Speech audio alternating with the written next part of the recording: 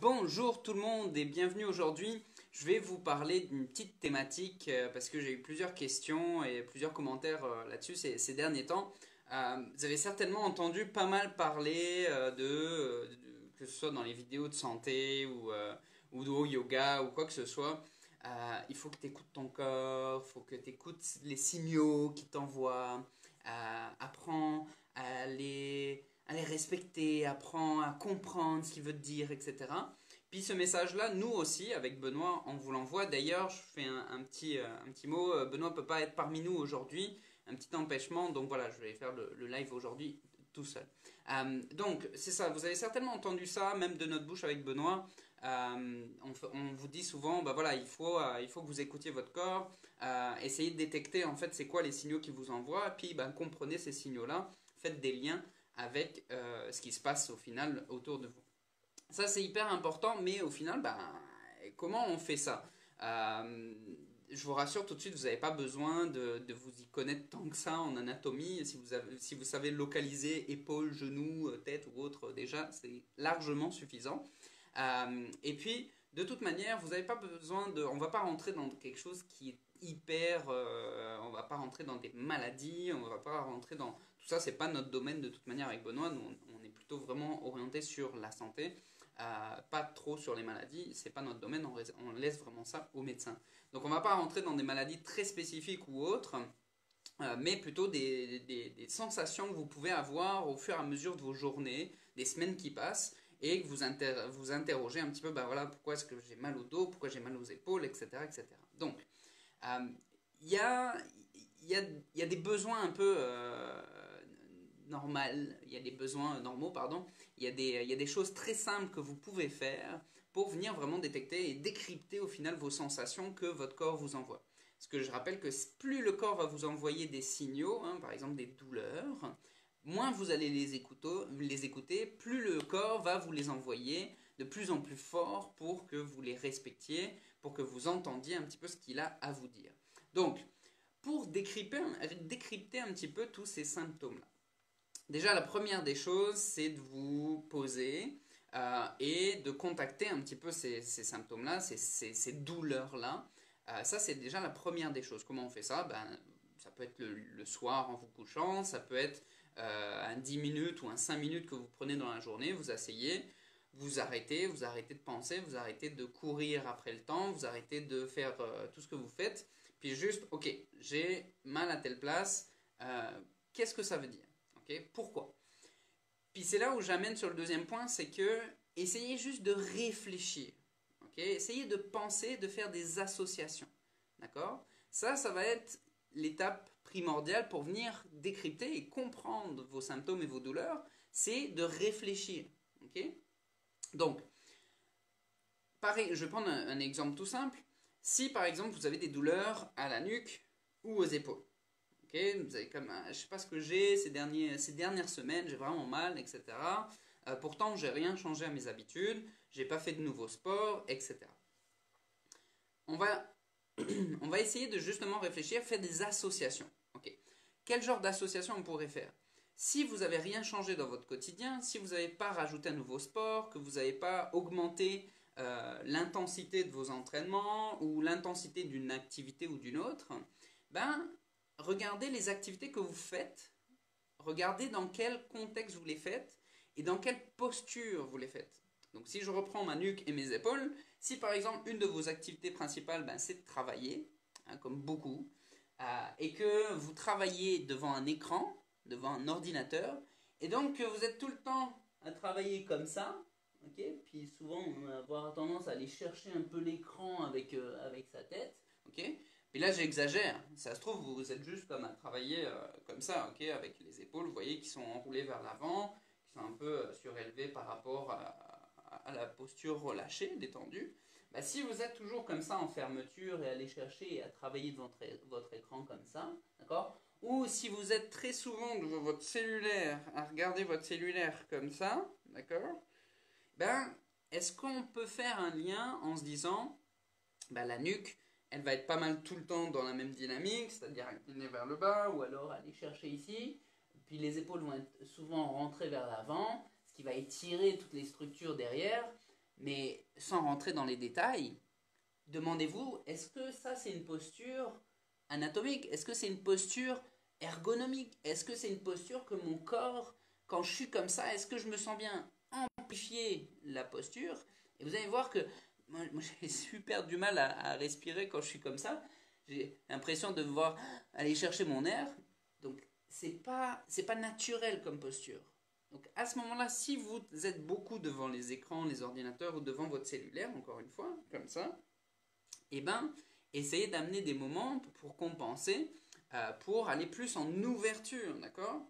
Donc ça c'est la première des choses, c'est si vous avez mal à la nuque ou aux épaules, essayez de voir vos postures que vous maintenez pendant longtemps, puis là donc c'est posture de travail, posture de sommeil, même si vous travaillez debout, hein, c'est voir un peu dans quelle posture vous travaillez debout, mais essayez de voir un petit peu ça, et si vous êtes beaucoup en fermeture, bah allez chercher l'inverse, c'est-à-dire essayez de vous réserver des moments dans la journée où vous allez être plus en ouverture, d'accord? Donc avec les épaules qui sont vers l'arrière, la nuque légèrement engagée en extension, vers l'arrière, et puis le buste vraiment comme ouvert, avec les bras qui sont idéalement comme en rotation externe ici, donc les bras qui sont paume de main vers le ciel pour venir apporter de l'ouverture et compenser ce manque, cette fermeture que vous avez tendance à avoir.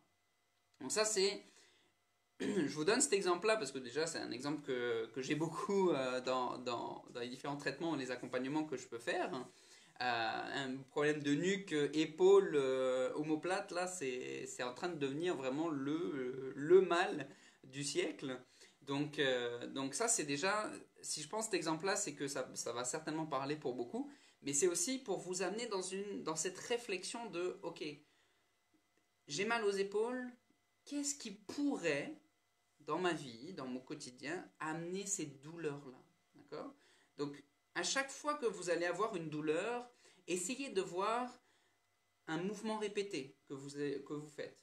Essayez de voir une posture prolongée dans laquelle vous êtes. Essayez de voir une manière d'aborder les choses qui va peut-être faire en sorte que vous amenez tel mouvement tout le temps. Donc une des réactions que vous pouvez avoir qui vont peut-être vous amener dans une dynamique de mouvement qui va créer une problématique. D'accord?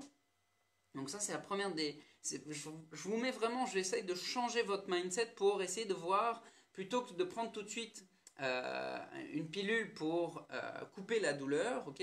Essayez de contacter cette douleur-là, et contacter cette douleur-là, ben, essayez de voir plus loin que juste la contacter, c'est essayer de faire des liens avec vos habitudes de vie qui font que vous avez ces douleurs-là, d'accord? Donc, maintenant, si on parle, parce que ça c'est pas mal, c'est des choses qui reviennent aussi beaucoup, les maux de tête. Les maux de tête, ça peut être plein de choses, d'accord? Mais, encore une fois, contactez vos maux de tête plutôt que de tout de suite essayer de les éliminer. Puis essayez de voir, ok, qu'est-ce que j'ai fait dans les dernières heures? Qu'est-ce que j'ai fait dans les dernières 24 ou voire hier? Qu'est-ce que j'ai fait qui a pu amener mon corps à symptomatiser, à amener ce mot de tête-là?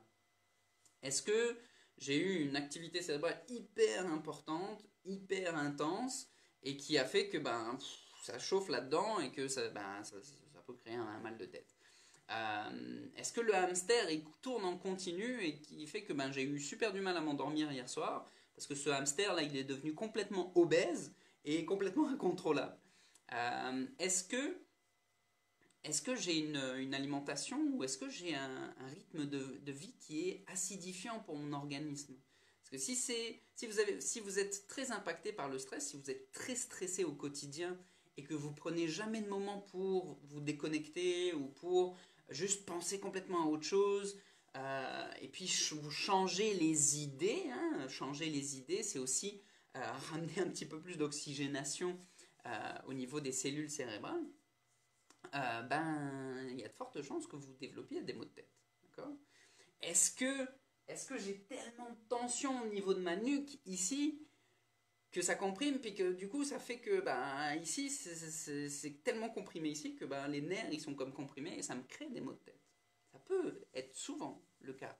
Donc essayez de voir, posez-vous des questions. Qu'est-ce que j'ai fait dans les dernières heures dans les dernières 24 heures, dans les dernières 48 heures, qui aurait pu amener ce mal de tête-là? Est-ce que je suis resté enfermé et que j'ai pas du tout pris l'air, que je me suis pas du tout aéré? Ça peut être un facteur aussi. Est-ce que j'ai regardé la télé pendant trop longtemps et que du coup ça a tellement sollicité mon système nerveux que j'ai mal à la tête? Est-ce que je suis très fatigué qui fait que et en plus de ça, je résiste à aller me coucher, à faire des siestes parce que j'aime pas les faire des siestes ou parce que ça sert à rien ou quoi que ce soit. Est-ce que cette résistance-là m'amène à avoir des maux de tête? Donc, parce que la fatigue peut amener ça aussi. Donc, posez-vous toutes ces questions-là. Est-ce que j'ai ces derniers temps bu énormément d'alcool ou alors manger vraiment tout et n'importe quoi à n'importe quelle heure, hyper gras ou quoi que ce soit, et qui fait que mon corps il est tellement en détox que ça peut amener des maux de tête aussi. Donc posez-vous ces petites questions-là. Qu'est-ce que j'ai fait dans les dernières heures, les derniers jours qui ont amené ce mal de tête-là? D'accord? Bien sûr, si jamais vous avez des maux de tête récurrents, si vous avez des choses chroniques, c'est sûr que là, essayez d'observer les choses qui se renouvellent, d'accord? Les choses qui sont permanentes dans votre vie, les choses que vous faites très régulièrement, qui pourraient maintenir un état ou réactiver un état de douleur, d'accord? Donc, mais essayez d'aller voir, essayez d'aller faire des liens, encore une fois, avec différentes choses dans votre vie qui pourraient être à la source du problème, tout simplement. D'accord? Donc, si par exemple vous avez des douleurs aux genoux, des douleurs aux chevilles, est-ce que vous marchez beaucoup? Ou est-ce qu'au contraire, vous ne marchez pas assez? Ce qui ne va pas assez faire mobiliser l'articulation, parce que quand on fait bouger une articulation, hein, c'est là où on permet à l'articulation de créer, de renouveler la synovie, qui est un liquide dans lequel l'articulation baigne. Et donc, du coup, ça, si le liquide il est un peu stagnant ou si le liquide il n'y en a pas assez ou quoi que ce soit, ça peut frotter. Enfin bref, ça peut amener pas mal de problématiques. Donc, si vous marchez trop, si vous ne marchez pas assez, est-ce que si vous marchez trop, c'est quoi? Comment vous marchez? Essayez de regarder. Est-ce que j'ai plutôt tendance à marcher? J'amène le talon en premier, et puis là, je vais bien faire trembler l'écran. Mais j'amène le talon en premier, je frappe le sol, ce qui se répercute dans mes articulations. Est-ce que, si c'est ça, est-ce que je peux changer un petit peu ma dynamique de marche? D'accord? Changer le rythme de marche, la vitesse, ou alors essayer de marcher d'une autre manière, avec, au lieu d'attaquer par le talon, d'attaquer plus par le centre du pied. Donc ça, c'est des petites choses comme essayer de voir si vous avez mal aux genoux ou aux chevilles, essayez de voir qu'est-ce qui pourrait amener ça. Est-ce que c'est une posture de travail, mesdames, avec l'été qui s'en vient en plus, et mettre plus de jupes, plus de robes? Donc est-ce que c'est pas le fait de croiser les jambes? Puis j'ai même vu des femmes qui double croiser les jambes, je trouve ça assez impressionnant. Mais est-ce que cette posture-là, qui est parfois prolongée pendant longtemps, ça a amené des tensions au niveau de la hanche, au niveau du genou? Est-ce que le fait de changer un petit peu ça, faites des tests. Est-ce que le fait de changer un petit peu ça, est-ce que ça améliore votre situation ou pas? D'accord? Mais essayez de, faire des liens avec vos activités courantes, vos activités hebdomadaires, des choses que vous faites très régulièrement. Et de deux, essayez de faire des tests, de changer 2-3 paramètres et voyez si ça améliore ou pas. D'accord? Donc, c'est ça, vraiment, ce que je veux vous partager aujourd'hui, je ne vais pas faire toutes les régions du corps. Encore une fois, on ne va pas parler de maladies très spécifiquement. L'idée, c'est vraiment de vous donner des bases pour que vous soyez le plus en plus autonome par rapport à votre santé, par rapport à vos sensations, et puis que vous puissiez en fait éviter d'accumuler en fait des douleurs qui, au bout d'un moment, vont vous rendre à des problématiques spécifiques. Donc, faites des liens et essayez de faire des modifications dans vos habitudes de vie, dans les choses que vous faites régulièrement, afin de voir si ces quelques petites modifications-là vous permettent d'aller mieux ou pas. D'accord?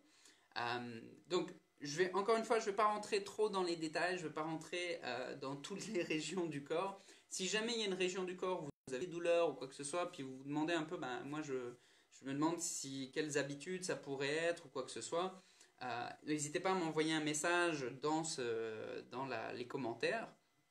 Et puis, juste souvenez-vous aussi que plus vous êtes immobile, plus les choses se figent dans le corps.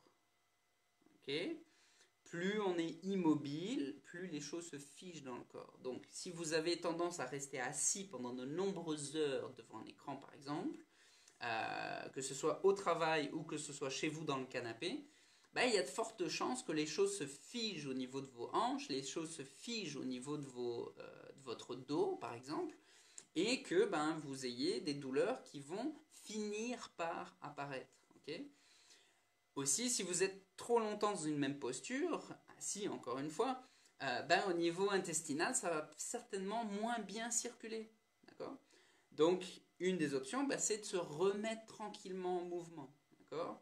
Donc, pour se remettre en mouvement, ben, on peut changer de posture régulièrement. Puis ça, que vous ayez un emploi dans un bureau ou que vous travaillez à la maison ou dans un café, ben, à toutes les 20 minutes, toutes les demi-heures, toutes les heures, commencez avec ce qui est accessible pour vous. Ben, vous pouvez tout simplement vous lever, vous faites quelques pas, vous bougez un peu, vous allez aux toilettes. Aux toilettes, vous pouvez vous mettre, non, on voit pas super bien, mais aux toilettes, vous pouvez faire un exercice que j'aime beaucoup donner, hop, où en fait, vous faites du hula hoops mais sans anneau, donc c'est-à-dire que vous faites juste bouger un petit peu votre bassin ici comme ça, on fait des cercles tranquillement, on fait des cercles dans chacun des sens. Ça, vous voyez ça, en gardant le buste le plus immobile possible, ça va vachement solliciter en fait tous vos hanches, tout votre bassin et le bas du dos, vos lombaires. Donc ça va réveiller, ça va lubrifier la zone du bas du dos, donc ça c'est vraiment intéressant. Donc ça c'est des petites choses, c'est plein de petites choses que vous pouvez faire très facilement au quotidien. Et encore une fois, ça a pas besoin, vous n'avez pas besoin de comprendre l'anatomie humaine, la physiologie humaine, vous n'avez pas besoin d'avoir bac plus 8 pour faire ces petits liens-là, pour voir ben, dans votre quotidien qu'est-ce qui impacte, et pour vous dire ben, si j'essayais les choses différemment. Ok? Donc, j'espère que cette vidéo vous aura été utile pour tous ceux qui me posent des questions justement sur ben, moi je ne sais pas trop comment faire, c'est quoi les étapes que je devrais faire pour comprendre mes sensations, pour... Avec Benoît, on vous parle souvent du tableau de bord, hein, de l'auto, là, si vous avez euh, la jauge à essence qui commence à clignoter, ben, tout de suite vous allez savoir qu'il faut que vous arrêtiez pour aller refaire de l'essence. Ben, c'est ce qu'on veut vous amener par rapport à votre corps aussi. Ici, vous avez la jauge hanche droite qui s'allume, ben, c'est qu'il y a quelque chose à aller faire, il y a quelque chose à voir. C'est pas normal de vivre en douleur. Okay? Ce n'est pas la normalité du vivant d'être dans la douleur ou dans la limitation. Okay? La nature propre du vivant, c'est d'être en pleine santé. Okay? Donc ça, c'est aussi un changement de paradigme à faire. Donc, j'espère que ça vous aide. N'hésitez pas à m'envoyer vos commentaires, vos questions, quoi que ce soit dans les commentaires. Ça va me faire un plaisir de vous répondre du mieux que je peux. Et puis, ben, je vous souhaite vraiment une excellente journée. J'ai une pensée toute particulièrement en ce moment au Québec, il y a pas mal d'inondations. J'ai des amis qui sont dans des problématiques de cet ordre-là. Donc j'ai une belle pensée pour ces personnes-là, pour tous les 8000 personnes maintenant au Québec qui ont été évacuées à cause des inondations. Donc voilà, je voulais juste transmettre ce message. Et Benoît Denain qui est là, qui nous fait un petit coucou. Salut Benoît. Donc c'est ça, j'ai une petite pensée particulière à ces personnes-là qui sont présentement dans des troubles assez importants. C'est jamais agréable de se faire inonder. Donc voilà, pensée toute particulière à toutes ces personnes. Je vous souhaite vraiment beaucoup de chaleur de vivre, je vous souhaite beaucoup de joie de vivre, parce que souvent la joie de vivre, ben, ça apporte tout naturellement beaucoup d'énergie. Donc je vous souhaite une excellente journée, une excellente semaine. La semaine prochaine, normalement, on devrait être de retour avec Benoît et moi, l'équibro réunis. Donc voilà, merci tout le monde et je vous souhaite de faire des liens encore une fois avec vos douleurs, avec vos symptômes, faire des liens avec vos habitudes de vie et de faire des tests. Amusez-vous à changer 2-3 paramètres dans vos habitudes de vie pour venir voir est-ce que ça impacte ces douleurs-là ou pas. Parce que bien souvent, il y a des petites choses qu'on peut faire qui font une énorme différence. Donc merci tout le monde et à la prochaine!